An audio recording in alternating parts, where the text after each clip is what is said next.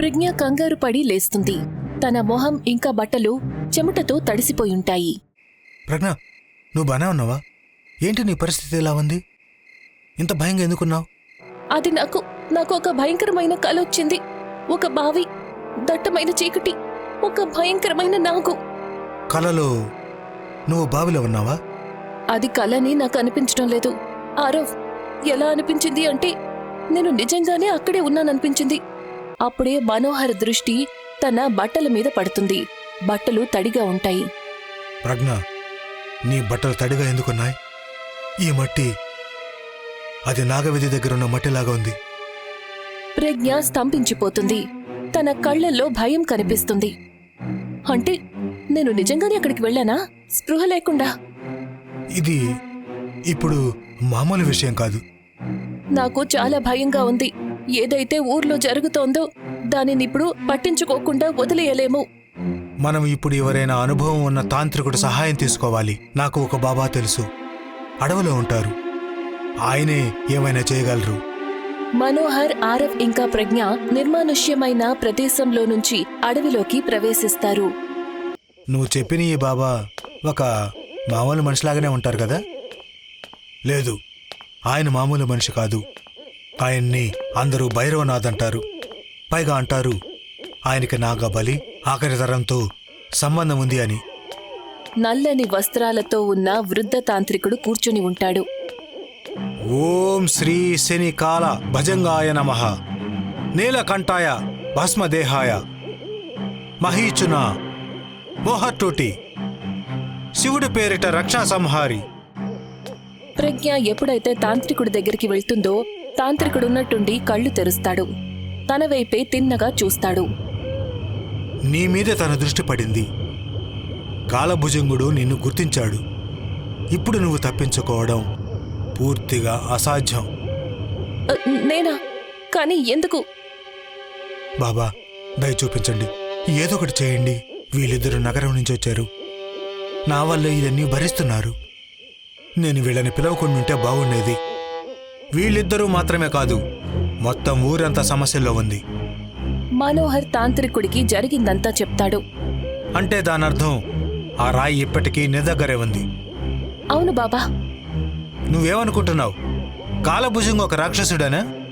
కాదు, అతడు శుద్ధ అంధకారం. అదేమీ పాము కాదు, అది ఒక శాపం. నీ అతిపెద్ద పొరపాటు మణిని ముట్టుకోవడం కాదు, దానిని నీ దగ్గర పెట్టుకోవడం. ఇది కేవలం రాయి కాదు, ఇది కాల్ తాళం. నీకు ఏదైతే కల వచ్చిందో అది మామూలు కల కాదు, అది కాలభుజంగు మాయ. అయితే నేను నిజంగానే ఆ బావిలోకి వెళ్ళానా? అవును, తను నిన్ను చూసేశాడు. ఇప్పుడు కేవలం నువ్వే కాదు, మొత్తం ఊరంతా తన దృష్టిలో ఉంది. దయచేసి దీనికి ఏదైనా ఉపాయం చెప్పండి బాబా. ఎలాగైనా తనని అంతం చేయండి. కాల్భుజంగుని చంపడం కుదరదు. తను ఒక ప్రాణి కాదు, తను కాల్. అతను పాతాళంలో నుంచి పృథ్వీలోకి ద్వారంలో నుంచి ప్రవేశిస్తే మళ్ళీ తనని అక్కడికి పంపించొచ్చు, అంతే. తాంత్రికుడు ముగ్గురిని తీసుకుని అడవిలో ఉన్న నిర్మానుష్యమైన ప్రదేశానికి వెళ్తాడు. ఇదే నా క్షేత్రం. ఇప్పుడు నేను కాలభుజంగు యొక్క అసలు రూపం చూపిస్తాను. తాంత్రికుడు మంత్రం చదువుతాడు. ఓం నాగేశ్వరాయ కాలజ్యేష్ఠాయ భూర్భువస్వః. ఎప్పుడైతే అతను మట్టిని విసురుతాడో ఒక పొగలాగా ఏర్పడుతుంది. అందులో నుంచి ప్రత్యక్షమవుతాడు కాల్భుజంగ్. అది ఒక పాము కాదు, అది ఒక రాక్షసుడు కాదు, అది కాల్భుజంగ్. దాని ఎత్తు 20 అడుగుల కంటే ఎక్కువగా ఉంటుంది.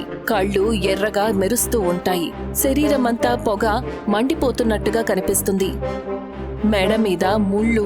తను ఏదో నరకం నుంచి వచ్చినట్టుగా అనిపిస్తుంది. భగవంతుడా, ఏమిటిది? మరుక్షణం కాల్భుజంగ్ ఒకసారి బుస కొడతాడు. వెంటనే ఆ అడవంతా ప్రశాంతంగా మారిపోతుంది. కాల్భుజంగ్ మాయమైపోతాడు. ఇప్పుడు మీకు అర్థమైందా? తనకసలు అంతమే లేదు. మరి ఇప్పుడు ఏం చేయాలి బాబా?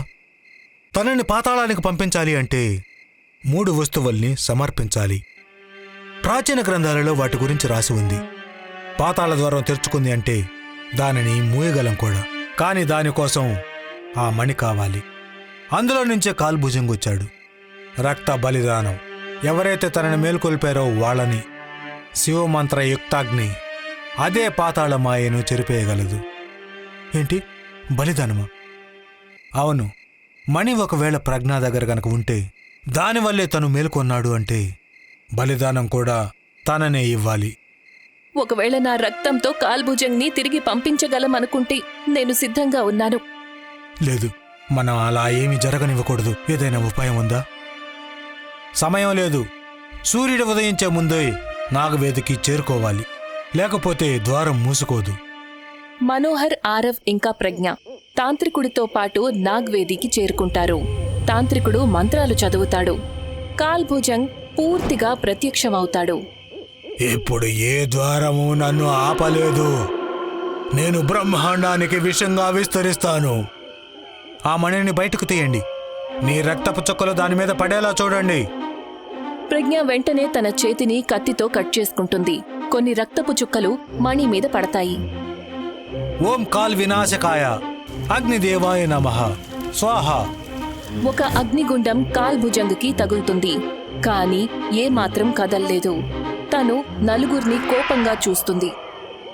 దీనివల్ల ఏమీ జరగలేదు. మనం తప్పకుండా ఏదో పొరపాటు చేసుంటాం. నేనేదైతే విధి ప్రకారం చేశానో దాని ప్రకారం కాలభుజంగ్ పాతాళ లోకానికి వెళ్ళుండాలి. కానీ అలా జరగలేదు. అంటే దీని అర్థం కాలభుజంగ్ ప్రజ్ఞ వల్ల ఈ ప్రపంచంలోనికి రాలేదు.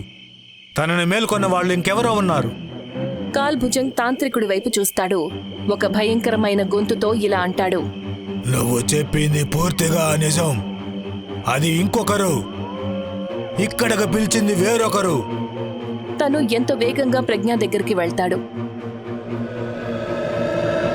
తన అరుపు నిశ్శబ్దాన్ని చీరేస్తుంది. ప్రజ్ఞ, లేదు బాబా, ఏదో ఒకటి చేయండి. నేను ఏమీ చేయలేను.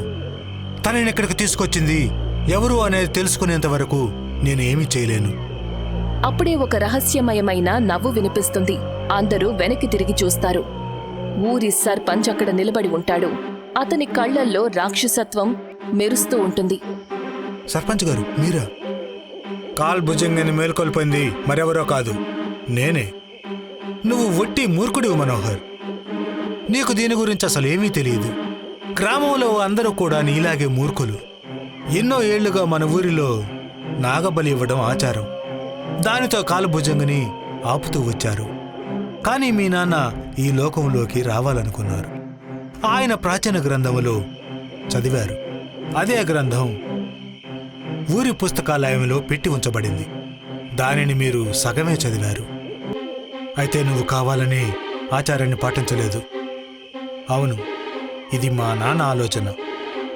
దానిని మూఢనమ్మకమని చెప్పి మూసేశారు. అందుకే దాన్ని నేను నెరవేర్చాను. నాగవేదిలో బలి ఆగిపోయినప్పుడు పాతాళ ద్వారం తెరుచుకుంటుంది. ఎప్పుడైతే కాల్భుజంగ్ తిరిగి వస్తాడో, ఏ వంశమైతే బలిని ఆపిందో ఆ వంశం చెప్పినట్లుగా వింటుంది. ఆ వంశం నాది. నువ్వు చాలా నీచుడు సర్పంచ్. నీ కన్న కొడుకు కూడా కాల్భుజంగ్ ఆశ్రమంలోనే ఉన్నాడు. తనకు కూడా భయంకరమైన కలలు వస్తాయి. ఒకవేళ నా కొడుకుని భార్యను కూడా బలివ్వాల్సి వచ్చినా కూడా నేను సిద్ధంగానే ఉంటాను. నేను ఈ ప్రపంచంలో అందరికంటే శక్తివంతుడిగా మారాలనుకుంటున్నాను. ఇది కేవలం కాలభుజంగం వల్ల మాత్రమే సాధ్యమవుతుంది. తనని ప్రసన్నం చేసుకోవడం కోసం నేను నా పశువులను బలిచ్చాను. హరీష్ను బావి దగ్గరకు పంపించాను. నాకు తెలుసు కాల్భుజంగ్ అక్కడి నుంచే వస్తాడు అని. సర్పంచ్ తన జేబులో నుంచి మణిలోని 2వ భాగాన్ని తీస్తాడు. ప్రజ్ఞ దగ్గర ఏదైతే మణి ఉందో అది సగమే. మిగతా సగం నా దగ్గరుంది. ఒకవేళ కాలభుజంగ్ని తిరిగి పంపించాలి అంటే అది ఈ రెండింటిని జోడించి నా రక్తధారణ చేస్తేనే జరుగుతుంది. అన్ని వైపులా భయంకరమైన నిశ్శబ్దం అలుముకుంటుంది. గాలులు గర్జిస్తాయి. కాలభుజంగ్ కళ్ళు ఇంకా ఎక్కువగా మెరుస్తాయి. తాంత్రిక్ బాబా, ఏంటిది?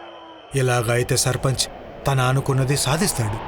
కాల్భుజంగ్ ఈ లోకాన్ని నాశనం చేస్తాడు. మనం నిజంగానే ఏమి చేయలేమంటారా? ఒక ఉపాయం ఉంది. ఒకవేళ ఏ మనిషి అయినా తన కోరిక ప్రకారం ఈ ప్రపంచమంతటి కోసం తన ప్రాణాలను త్యాగం చేస్తే కాలభుజంగ్ని తిరిగి పాతాళ లోకానికి పంపించేయచ్చు. కానీ ఆ వ్యక్తి శరీరం, ఆత్మ రెండు కాల్భుజంకి సొంతం అవుతాయి. అతను వాటిల్లో లీనమయ్యి వెళ్తాడు. అప్పుడు వాళ్ళు కూడా ఒక విధంగా కాల్భుజంగా మారిపోతారు. అంటే దీని అర్థం ఆ వ్యక్తి కూడా రాక్షసుడైపోతాడా? ఈ ప్రపంచాన్ని కాపాడడానికి త్యాగం చేసిన వ్యక్తి నువ్వు చెప్పింది నిజమే. అయితే మరి నేను సిద్ధంగా ఉన్నాను. ఏంటి నువ్వు అసలు ఏం మాట్లాడుతున్నావు మనోహర్? ప్రజ్ఞాన్ని నేను కోల్పోయాను, ఇప్పుడు నిన్ను కూడా నేను కోల్పోలేను. నేను ఇది చెయ్యాల్సిందే. ఈ ప్రపంచంలో ఇంతకంటే వేరే మార్గమే లేదు. మరి ఎవరైనా సరే త్యాగం చేయాల్సిందే కదా. ఇక నువ్వు సమయాన్ని వృధా చేయకు. సర్పంచ్ చేతిలో నుంచి మణిని వెంటనే లాక్కో. మనోహర్ మెరుపు వేగంతో సర్పంచ్ మీదకు దూకుతాడు. తన చేతిలో ఉన్న మణిని లాగేసుకుంటాడు. లేదు, అలా చెయ్యొద్దు. కాల్భుజంగ నా సొంతం. తాంత్రికుడు మంత్రాలు చదువుతాడు. మనోహర్ రక్తపు చుక్కలు మణి 2 భాగాల మీద పడతాయి. ఆ క్షణమే కాల్భుజంగ్ నల్ల పొగగా మారిపోయి మనోహర్ శరీరంలో కలిసిపోతాడు. మనోహర్ కళ్ళు ఎర్రగా మారిపోతాయి. తన మొహం భయంకరంగా ఉంటుంది. తను సర్పంచ్ వైపు కోపంగా చూస్తాడు. నువ్వు నన్ను ఎందుకు అలా చూస్తున్నావు? నేను నీ పూజారిని. నేనే నిన్ను ఇక్కడికి పిలిచాను. కాల్భుజంగ్ ఇప్పుడు మనోహర్, మనోహరే కాల్భుజంగ్. ఇప్పుడు తను ఏ ఆదేశానికి దాసుడు కాదు. కాల్భుజంగ్ మనోహర్ సర్పంచ్ ని పట్టుకుంటాడు. ఒక్క క్షణంలో తననంతం చేస్తాడు. కాల్భుజంగ్ వెనక్కి వెళ్లటం మొదలు పెడతాడు. కొన్ని క్షణాల్లోనే తను మాయమైపోతాడు. అన్ని వైపులా నిశ్శబ్దం అలముకుంటుంది. ఆరవ్ ప్రజ్ఞ అంతిమ సంస్కారాలు పూర్తి చేస్తాడు. కళ్లల్లో కన్నీళ్లతో బాధపడతాడు. కాల్భుజంగ్ ఇప్పుడు నీ శరీరంలో ఉన్నాడు మనోహర్. నువ్వు పాతాళ లోకంలో ఉన్నావు. నేను నీకోసం తప్పకుండా వెతుకుతాను. ఆరవ్ చెమ్మగిల్లిన కళ్లతో అక్కడి నుంచి వెళ్లిపోతాడు. పట్నానికి వెళ్తాడు. కాల్భుజంగ్ కొన ఊపిరి అక్కడే ఉండిపోతుంది. అది ఇప్పటికీ పూర్తిగా ఆగిపోలేదు.